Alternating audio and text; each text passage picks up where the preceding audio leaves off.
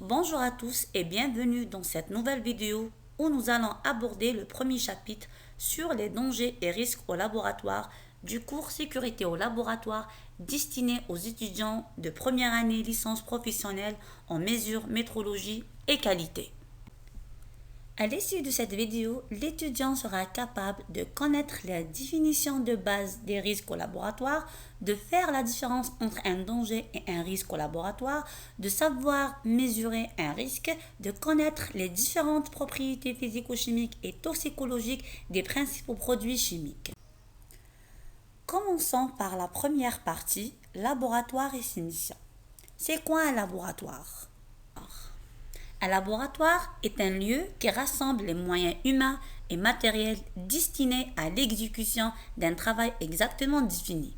On trouve par exemple les laboratoires de chimie, de physique, de biologie, etc. Ses missions dépendent de sa raison d'être, la recherche, la pédagogie, le contrôle et la prestation de services. De quoi est constitué un laboratoire ? Le bâtiment. Il s'agit des locaux et les espaces hébergeant la composante humaine et le matériel. Les salles et les espaces de préparation, magasins pour produits chimiques, salles d'analyse et les salles de traitement des données. La composante humaine, c'est tout individu accédant régulièrement aux locaux du laboratoire, les ingénieurs, les techniciens, les chercheurs et les étudiants.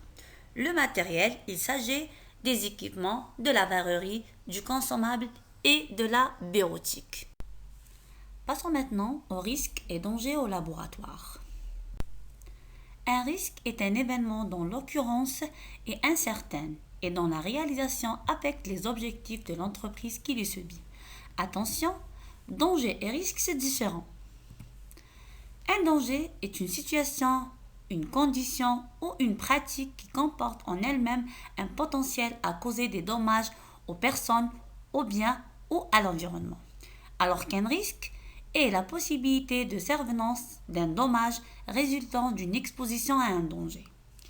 Certains risques sont directement générés par l'activité de l'entreprise, on les qualifie d'endogènes, alors d'autres naissent dans l'environnement de l'entreprise et l'affectent par contre-coup, on les appelle exogènes.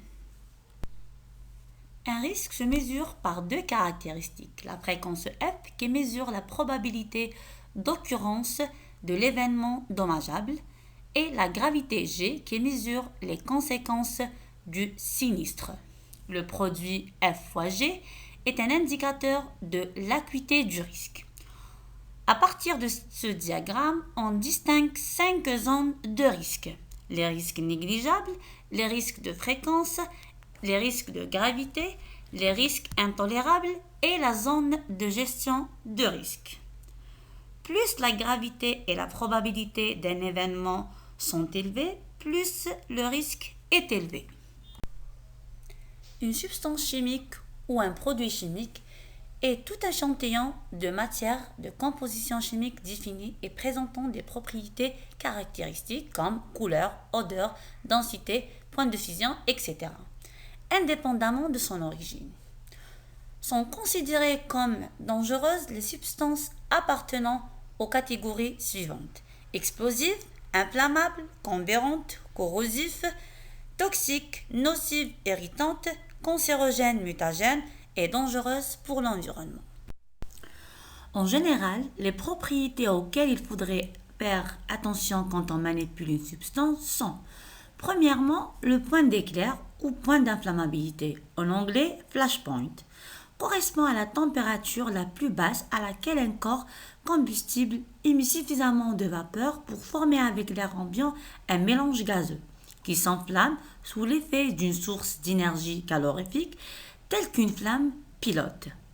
Une substance est autant plus inflammable, c'est-à-dire peut s'enflammer plus facilement, que son point d'éclair est bas. Deuxième propriété, le pH. Plus souvent, le pH mesure l'acidité ou la basicité d'une solution. Ainsi, dans un milieu aqueux à 25 degrés Celsius, une solution de pH est égale à 7 est dite neutre, Une solution de pH inférieur à 7 est dite acide et une solution de pH supérieur à 7 est dite basique. Troisièmement, la réactivité et la stabilité d'une substance. On retrouve dans cette catégorie plusieurs systèmes, à savoir mélanges dangereux, les substances explosives, les substances pyrophoriques et les mélanges à éviter. Dernière propriété, la toxicité. Une substance toxique est une substance qui interrompt ou trouble gravement les fonctions vitales d'un organisme ou d'un écosystème.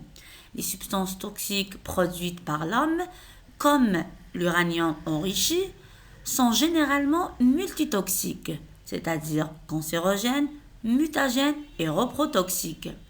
C'est pourquoi ces substances toxiques produites par l'homme sont souvent regroupées dans la catégorie spécifique des très dangereux produits CMR. On peut être exposé à des produits chimiques dangereux par inhalation, contact, ingestion et lésion cutanée. Nous arrivons à la fin de cette vidéo. Je vous remercie pour votre attention et je vous dis à bientôt pour le deuxième chapitre de ce cours.